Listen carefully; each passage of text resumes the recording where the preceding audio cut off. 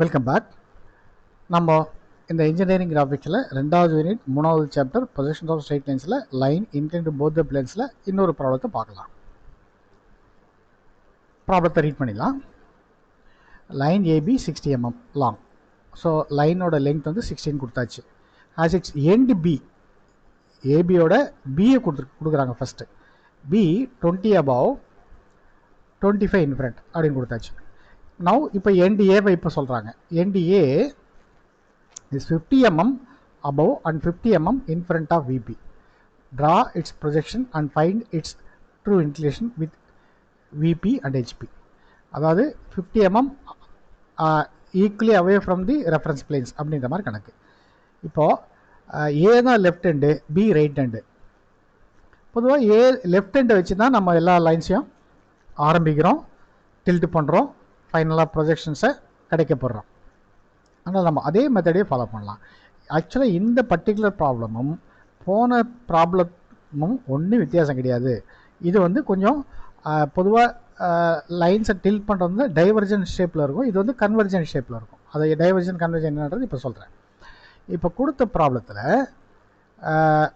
60 கொடுத்தாச்சு. பி வந்து 20 above 25 in front. A is 50 away from the reference place, 50 above 50 in front கொடுத்துருக்கு. அதை முதல்ல இங்கே மார்க் பண்ணிட்டோம். Left hand A dash 50 above, A 50 in front அப்படின்னு கொடுத்தாச்சு. இப்போது அடுத்தது உங்களுக்கு ட்ரூ லெங்க் இருக்குது, ஆனால் தீட்டா கிடையாது. ட்ரூ லெங்க்த்தும் தீட்டாவும் இருந்தால் தான் ப்ரிலிமினரி ஃப்ரண்ட் வியூ லைன் வரைய முடியும். ட்ரூ லெங்க்த்தும் பையும் இருந்தால் தான் ப்ரிலிமினரி டாப் வியூ லைன் வர முடியும். ஸோ உங்களுக்கு அது கிடைக்கல, அதனால் இதை டைரெக்டாக வரைய முடியாது.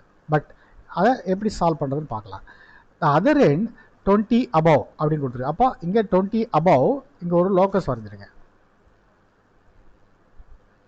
20 above and 25 in front அப்படின்னு கொடுத்துருக்கு. ரெண்டு லோக்கஸை வரைஞ்சிட்டோம். அப்போது B1 டேஷ் இங்கே எங்கேயோ தான் ஸ்லைட் ஆகணும், B2 இங்கே எங்கேயோ தான் ஸ்லைட் ஆகும்.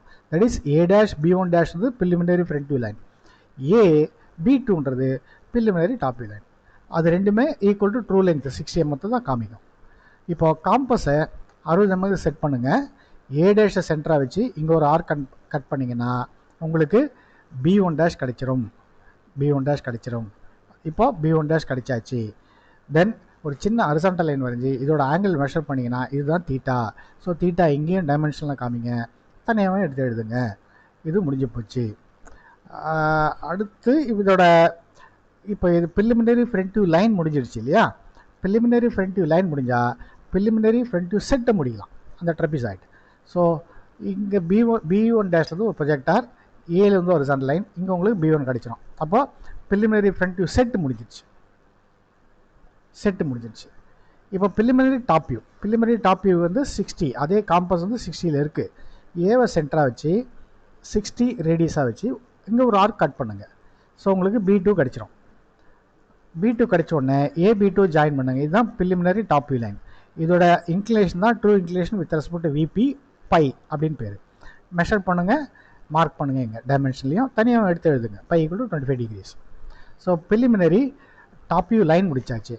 ப்ரிலிமினரி டாப் வியூ லைன் முடித்தா ப்ரிலிமினரி டாப் வியூ செட்டை முடிங்க. B2லேருந்து ஒரு ப்ரொஜெக்டார், ஏ டேஷ்லேருந்து ஒரு ஹரிசாண்டல் லைன், இது ரெண்டும் மீட் பண்ணுற இடம் தான் B2 டேஷ். இப்போது preliminary preliminary front view set இருக்குது, ப்ரிலிமினரி டாப் வியூ செட் இருக்குது. ரெண்டுமே அடித்தா நம்ம ஈஸியாக இதை ஃபைனல் ப்ரொஜெக்ஷனை கம்ப்ளீட் பண்ணிடலாம். ஸோ அது ஆல்ரெடி அந்த ஃபைனலாக கம்ப்ளீட் பண்ணுறது 3 step: locus, arc front view, arc top view. Locus already இதோ இங்கேயும் லோக்கஸ் இருக்குது, இங்கேயும் லோக்கஸ் இருக்குது. இப்போது ஏ டேஷ் சென்டராக வச்சு காம்பஸை ஏ டேஷ் B2 டேஷ்க்கு செட் பண்ணுங்கள். காம்பஸை ஏ டேஷ் B2 டேஷ்க்கு செட் பண்ணி ஏ டேஷை சென்டராக வச்சு இங்கே ஒரு ஆர்க் இப்படி வரைஞ்சிங்கன்னா இந்த லோக்கஸில் உங்களுக்கு B டேஷ் கிடைச்சிரும். இப்போது ஏ டேஷ் B டேஷை HB பென்சிலில் டார்க்கன் பண்ணி காமிங்க. இதுதான் ஃப்ரண்ட் வியூ. இப்போது இந்த சைடில் காம்பஸை B1க்கு செட் பண்ணுங்கள். அப்புறம் ஏஎஸ் சென்டர் இங்கேருந்து ஒரு ஆர்க் வரைஞ்சிங்கன்னா இங்கே B கிடைச்சிரும். As centre B1 as radius ஒரு ஆர்க் வரைஞ்சிங்கன்னா B கிடைச்சிரும். இப்போது HB பென்சிலால் ஏபியை டார்க்கன் பண்ணி காமிங்க. இதுதான் ஃபைனல் டாப் வியூ.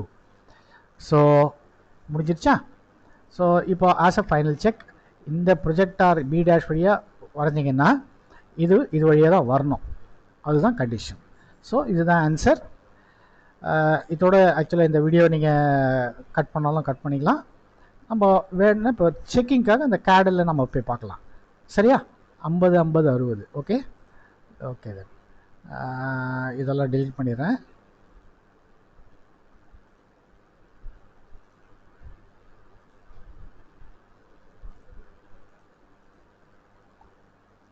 ஐம்பது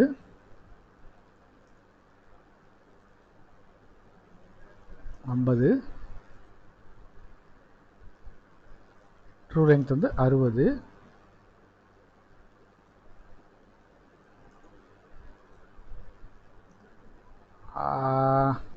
அதர் எண்டு 20 25. ஸோ 20 இப்படி நான் வரையும் போது 20 25 வரையும் போது இந்த ஆர்க் இருக்கு இல்லையா, இந்த ஆர்க் ஒரு இன்வெர்ட்டடாக வரும். அதை பற்றி நீங்கள் ஒரி பண்ணாதீங்க, நம்மளுக்கு ஆன்சர் தான் முக்கியம். இன்வெர்ட்டடாக வரும், அதை பற்றி நீங்கள் ஒரி பண்ணாதீங்க. 20 இங்கே வந்துச்சு, அது 25, இது வந்து 25.